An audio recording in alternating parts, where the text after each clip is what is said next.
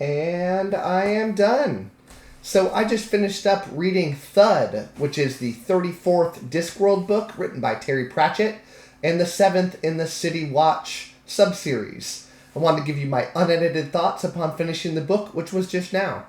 So I really like this book. I give it a 4 out of 5 stars. I liked pretty much everything about this book, other than I thought it dragged on and didn't have a great ending, which I find true for a lot of Discworld books. I love them, and then it's just they can't quite stick the landing, which for books that are very like self-contained and not while this is a huge series, 34 books, that's huge, right? They can all kind of be read individually, or a few books needed to read the one. So I don't find books that don't stick those landings to be as tragic as like a bigger epic series where that can really doom a book. So I thought the story here was wonderful. I thoroughly enjoyed it. I thought it was extremely funny. Discworld's known for being, like the most humorous fantasy books, right? But some of them are funnier than others, and this certainly was in the top tier of the funny Discworld books. Discworld is also known for, talking about real-world issues in a fantasy setting. In this case, it was kind of an allegory for racism and ethnic strife. The main story is about Sam Vimes, who runs the City Watch, and he's trying to solve a murder. And this murder is about to spark enormous tensions between the dwarves and the trolls, who are age-old enemies of each other. And, it's coming up to the anniversary of this date where the dwarves and trolls had this epic fight, and it looks like it's going to happen again. And so Sam Vine wants to solve this murder before it gets to that point. Very wonderful story with kind of a deeper philosophical outlook on things that I loved. Just the last part of it, wasn't great. Kind of reminds me of like a really good SNL sketch where, we all remember them for the beginning and the middle, but oftentimes the ending just kind of gets rushed and just happens. I'm going to keep this review a little short, but I want to mention a few of the more things that I really liked about this book. The characters, as always in these books, were wonderful.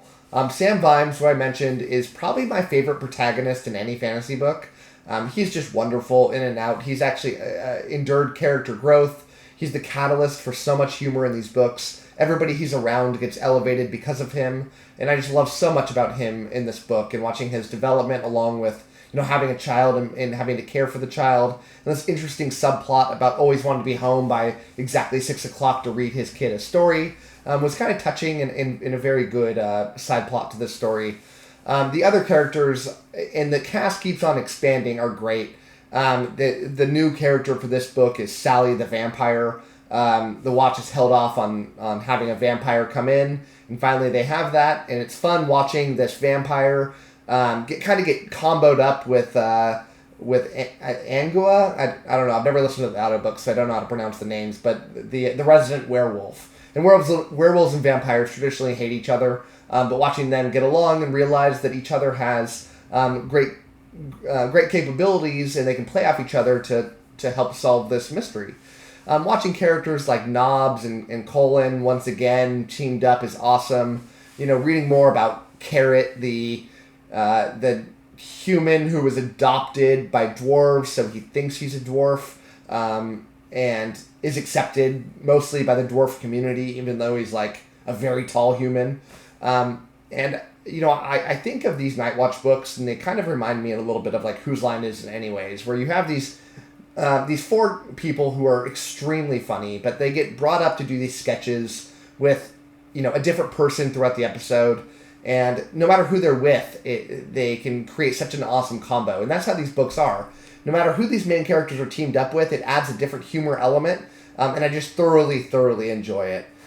So, strongly recommend this book. You gotta read the 6 City Watch books that led up to this, though, before you read it. Otherwise, it'll be a little bit disjointed.